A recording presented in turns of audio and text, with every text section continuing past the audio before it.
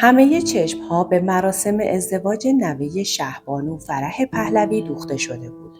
اما چیزی که جنجال به پا کرد، تغییر چشمگیر چهره شهبانو بود.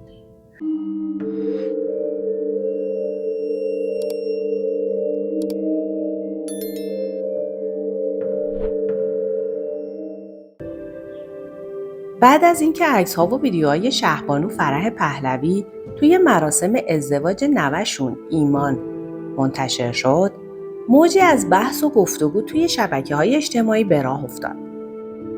خیلی از کاربرای با دقت عکس‌های تازه رو با عکس‌های سال گذشته مقایسه کردن و گفتن شهبانو توی این مراسم به طرز قابل توجهی جوانتر، پر انرژی‌تر و شادابتر از قبل به نظر می‌رسید. بعضی‌ها هم پا رو فراتر گذاشتن و احتمال استفاده از بوتاکس یا جراحی‌های زیبایی رو مطرح کردن. گروهی هم تاکید داشتن که شاید این شادابی حاصل نورپردازی، گریم و یا حتی ویرایش عکس‌ها باشه. اما در برابر این حرف‌ها خیلی از دوستداران شهبانو نظر دیگه‌ای داشتن. اونا میگفتن مهم نیست چه چیزی پشت این ظاهر جوان و پر انرژی باشه. مهم اینه که شهبانو فرح در 86 سالگی با لبخندی سرشار از امید توی مراسم نوش شرکت کرده و حضورش برای میلیون‌ها ایرانی در سراسر جهان دلگرمی بزرگی بود. برای کسانی که دهه‌هاست با حسرت روزهای پیشین چشم انتظار بازگشت خاندان پهلوی به ایران هستند. فرح پهلوی نه فقط یک ملکه سابق، بلکه برای بسیاری نماد خاطراتی از شکوه و پیشرفت ایران قبل از انقلابه.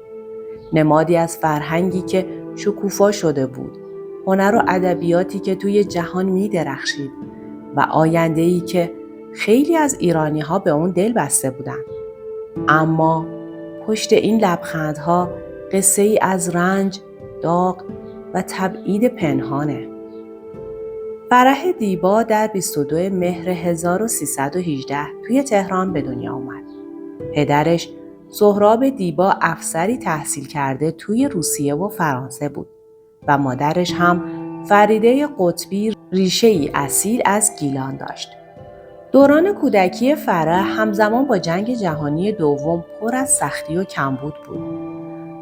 فرح در دوران کودکی پدر خودش رو از دست داد و بعد از اون مادرش با دشواری‌های فراوان وظیفه پرورش تنها دختر خانواده رو به عهده گرفت. تحصیلات ابتداییش رو توی مدرسه ایتالیایی خواهران روحانی گذروند و بعد از اون تحصیلش رو توی مدرسه ژان دارک ادامه داد.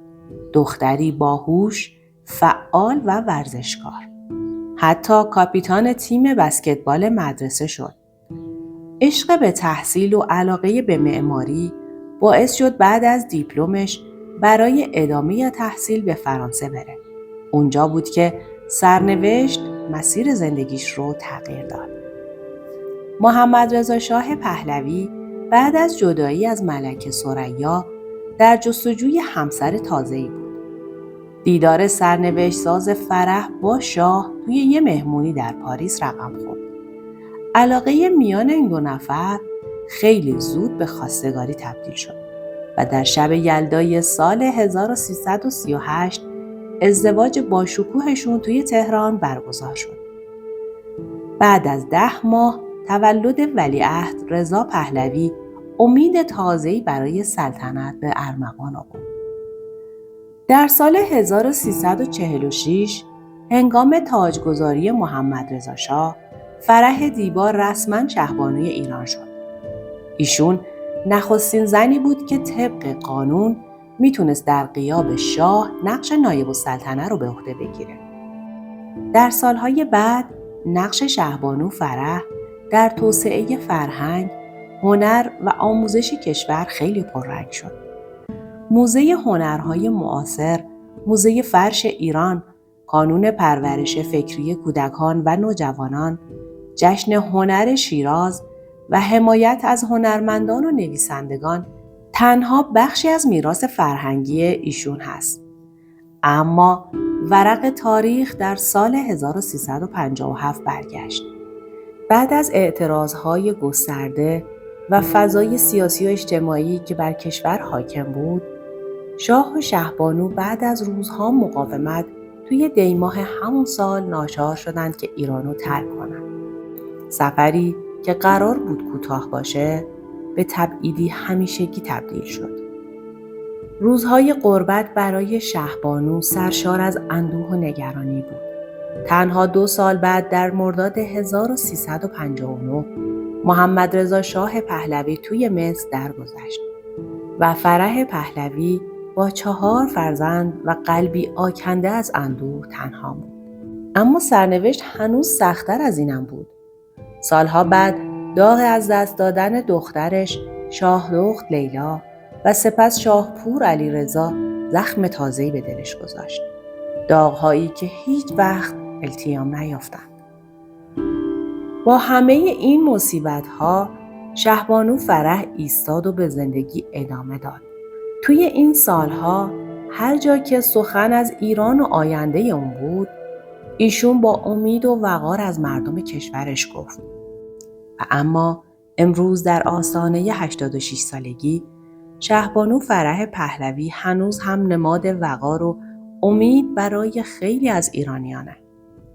دیدن لبخند و چهره پر انرژی او در مراسم ازدواج نوه‌اش فراتر از یک تصویر ساده بود.